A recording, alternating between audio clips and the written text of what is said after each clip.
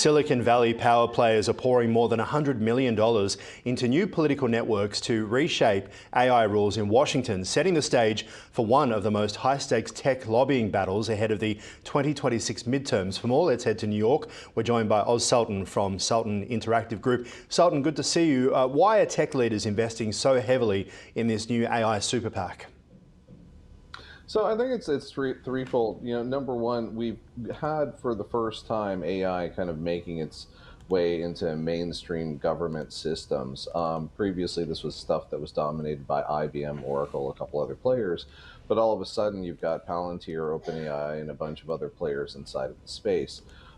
Secondarily, on top of that, there's the opportunities for AI inside of government contracts. So this has now opened a just floodgate of billions of potential dollars of opportunities that the AI companies want to get themselves in front of.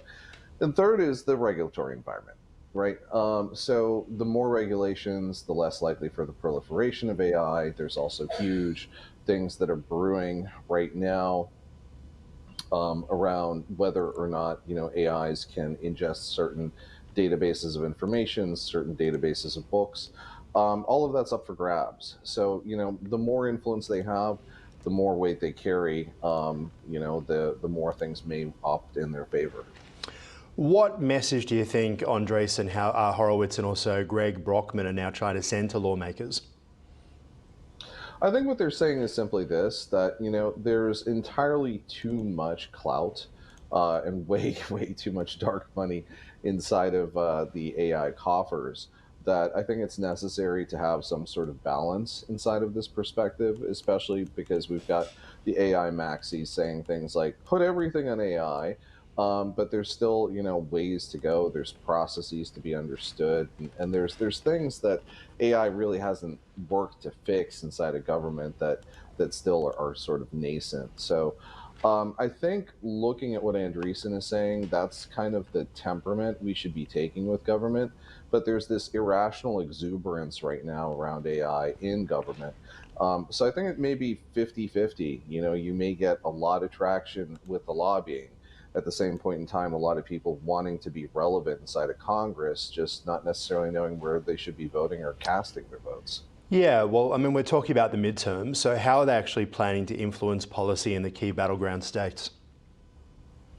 It's interesting. So, we've had AI policy that I would say is probably a little bit restrictive in California. Some of that was knocked out, and that's on the California state legislature level. That was knocked out by AI lobbyists in Sacramento.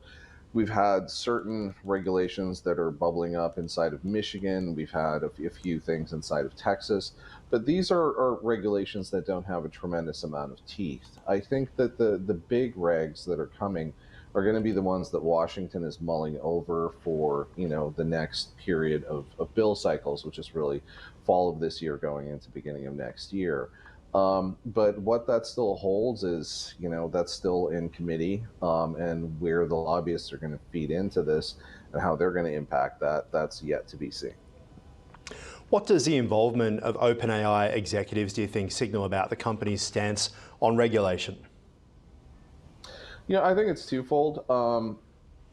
One is that I think they are really in that sort of 2000s too big to fail type arena right now in terms of how they're looking at the world.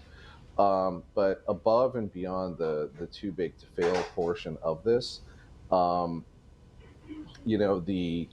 big question that has to be asked is more of one of what's going to happen with the AI bubble itself, right? The AI bubble itself is something that they've been looking at for probably about 12 months now, and there's big questions about the valuation. So if we can see a cratering of some of these AI values while they're trying to push this legislation, like this could be a very interesting fall. Yes, and a lot of people with a lot to lose and a lot to gain there as well, and no doubt Wall Street watching for the power moves too. Oz Sultan, always appreciate your insights. Thanks for dropping by, Ticker. We'll talk to you again soon. Thank you.